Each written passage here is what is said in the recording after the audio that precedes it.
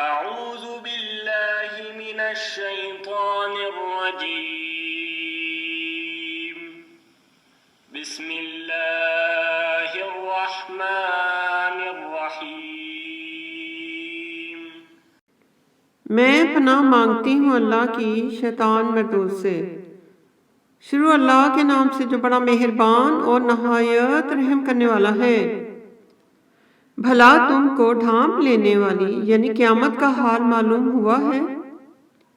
اس روز بہت سے منہ والے ذلیل ہوں گے، سخت محنت کرنے والے تھکے ماندے دہکتی ہوئی آگ میں داخل ہوں گے۔ ایک کھولتے ہوئے چشمے کا ان کو پانی پلایا جائے گا اور خاردار جھاڑ کے سوا ان کے لیے کوئی کھانا نہیں ہوگا جو نہ مفید غذا بنے اور نہ بھوک میں کچھ کام آئے۔ اور بہت سے منہ والے اس روز شادمان ہوں گے، اپنے اعمال کی جزا سے خوش دل، بہشت بری میں وہاں کسی طرح کی بکواس نہیں سنیں گے۔ اس میں چشمے بہہ رہے ہوں گے، وہاں تخت ہوں گے اونچے بچھے ہوئے اور آنجورے کرینے سے رکھے ہوئے، اور گاؤ تکیے قطار کی قطار لگے ہوئے، اور نفیس مسندیں بچھی ہوئی۔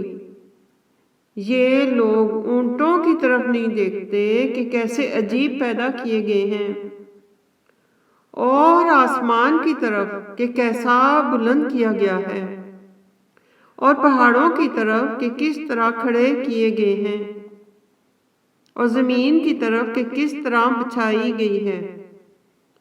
تو تم نصیحت کرتے رہو کہ تم نصیحت کرنے والے ہی ہو، تم ان پر داروغہ نہیں ہو۔